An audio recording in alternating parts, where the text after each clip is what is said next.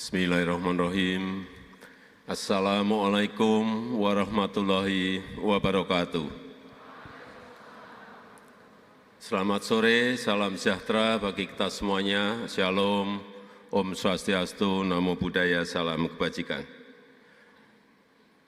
Bapak Ibu yang saya hormati, saudara-saudara semuanya, utamanya para alumni LPDP yang saya hormati, yang saya banggakan, yang saya cintai, dan yang lainnya.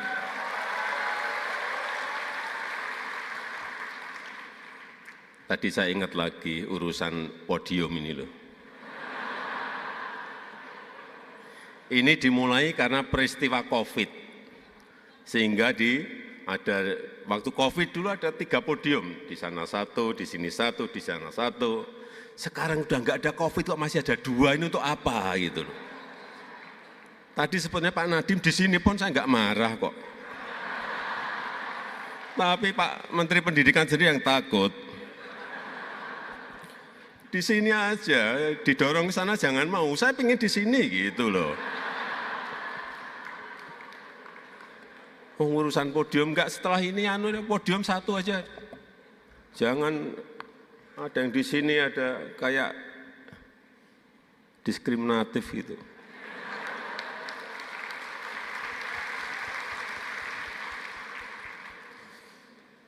Saya mengapresiasi LPDP Festival ini sebagai sebuah sarana sosialisasi untuk memperkenalkan LPDP dan program pendidikan dalam rangka apa? Dalam rangka pembangunan sumber daya manusia, pembangunan SDM yang unggul dan berkualitas. Ini sangat penting sekali, ini sangat penting karena kita akan menghadapi bonus demografi yang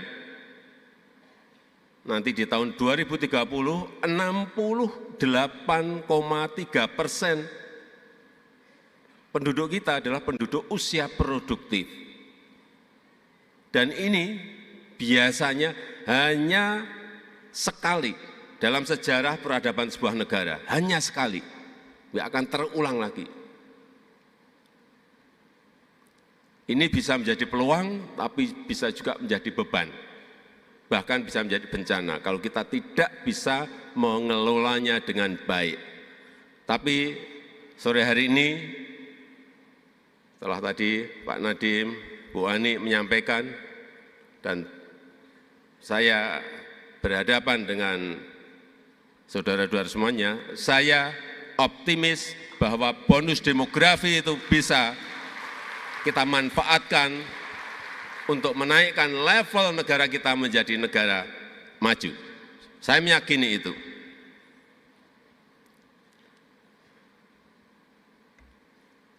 Dan saya ingat di 2015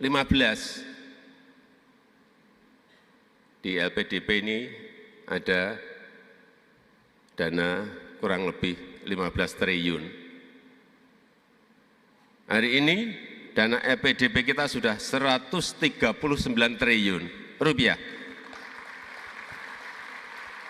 Ini adalah sovereign wealth fund yang kita miliki khusus untuk pendidikan.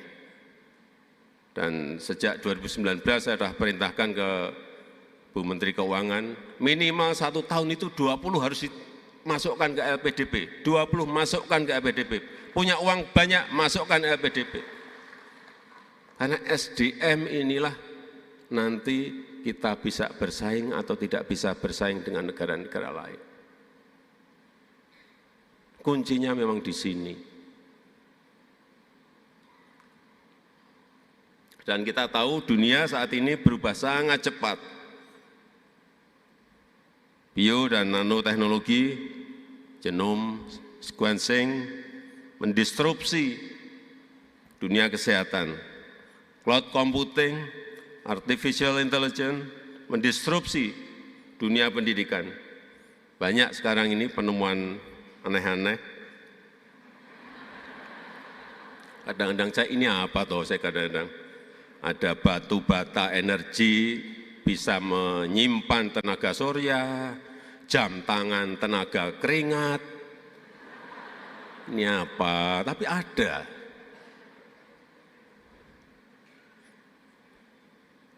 Dan berbagai kemajuan tersebut difasilitasi oleh negara untuk bisa saudara-saudara pelajari melalui beasiswa LPDP. Saya minta ini pada menteri terkait dan juga LPDP, tolong kita ini bisa membuat grand design-nya untuk 5 tahun yang akan datang, untuk 10 tahun yang akan datang, untuk 15 tahun yang, untuk 20 tahun yang, untuk 25 tahun yang ada. Kita harus betul-betul memiliki desain sesuai dengan kebutuhan dan visi negara ini, visi negara kita.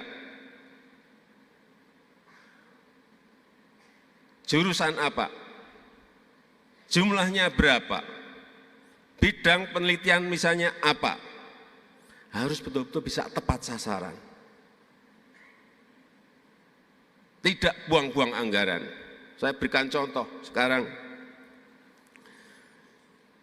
Kita ini memiliki sebuah opportunity, sebuah peluang untuk menjadi negara maju kalau kita melakukan hilirisasi. Contoh, kita ingin membangun ekosistem besar dari mobil listrik, EV, electric vehicle.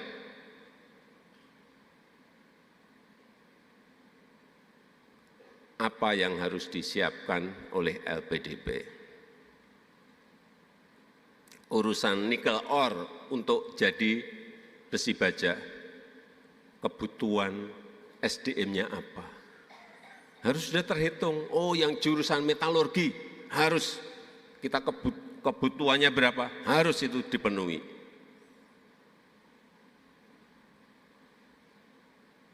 Untuk urusan mobil listrik, urusan EV baterai, misalnya ini yang kita kurang, material science, siapa yang harus diarahkan ke sana? Chemical engineering, butuh karena ini ada raw material pada barang setengah jadi, pada barang jadi. Electrical engineering, kurang. Dan ilmu-ilmu komputer untuk merakit berbagai material dari barang setengah jadi menjadi barang jadi. Kita mau membangun ekosistem besar apalagi, rumput laut, jurusan apa yang dibutuhkan, berapa SDM yang diperlukan, semuanya harus terdesain dengan baik sehingga sekali lagi kita nanti antara kebutuhan SDM dan kebutuhan industrinya itu betul-betul bisa match. Betul. Jangan meleset.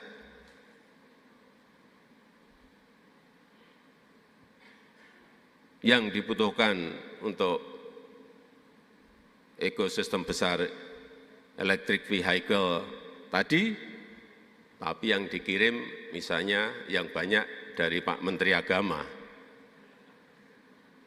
bisa nggak sambung nanti.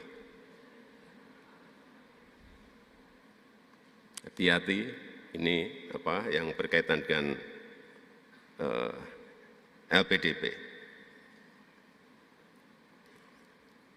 Dan kekuatan kita, karena kita memiliki dana yang tidak kecil, sekarang ini 139 triliun, universitas yang top 20 itu datang ke kita, menawarkan diri. Nggak kayak dulu, kalau dana masih kecil kita yang minta-minta. Kok saya diberi jatah 5 orang mahasiswa saja. 1, dari sana beri 1. Sekarang kita punya 139 triliun, mereka yang datang meminta karena kita tahu anggaran kita ada, di LPDP ada dananya,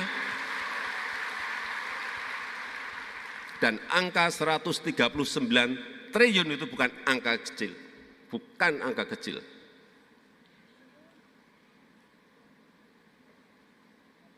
Coba kalau nanti setiap tahun tambah 20, tambah 30, APBN kita bertambah baik tambah 40, akan menjadi berapa? Inilah saya kira kesempatan untuk saudara-saudara semuanya, dan setelah pulang, setelah selesai studi,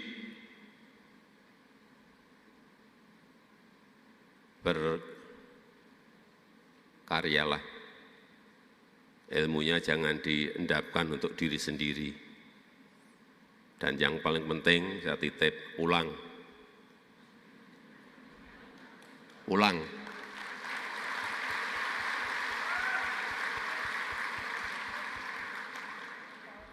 Pulang.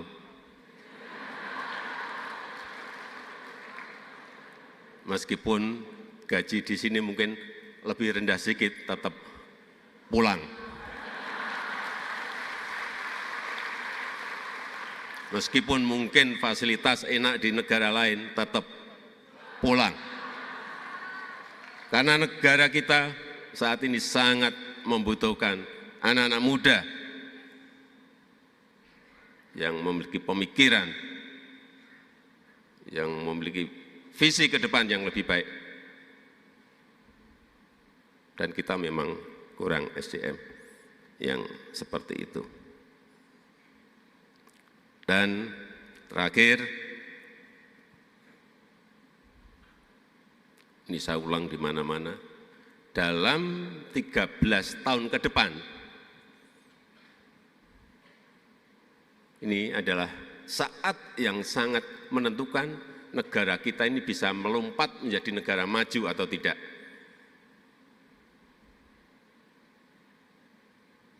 Dan hati-hati, banyak contoh di negara Amerika Latin, tahun 50, tahun 60, tahun 70, sudah menjadi negara berkembang.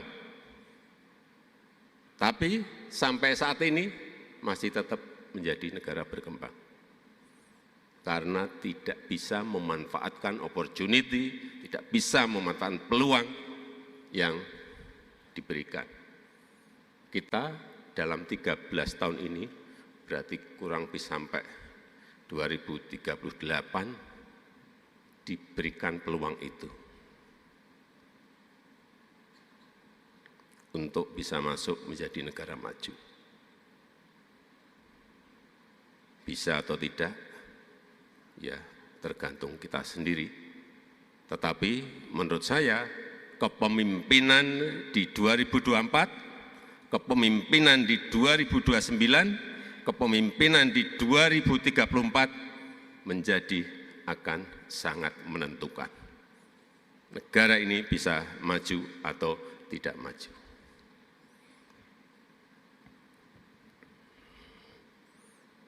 Kalau saya dibisiki dari IMF, dari OECD, dari World Bank, pakar-pakar ekonomi mereka menyampaikan, Indonesia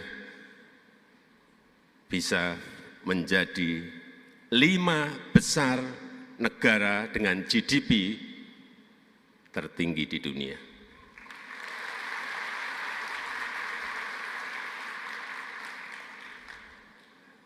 Dan itu berada di tangan saudara-saudara semuanya.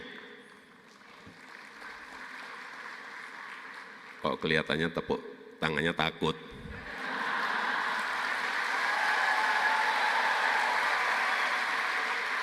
Saya ulang, itu berada di tangan generasi muda, berada di tangan saudara-saudara semua.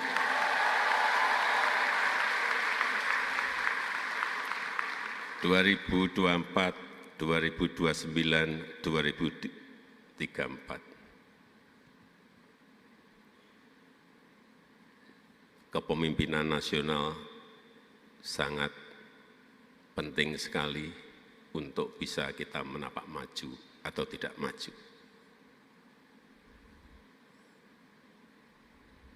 Hati-hati di 2024. Dalam memilih pemimpin.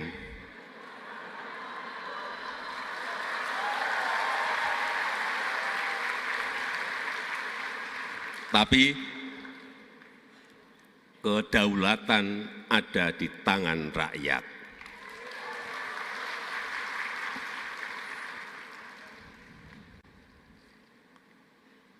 Saya rasa itu yang ingin saya sampaikan.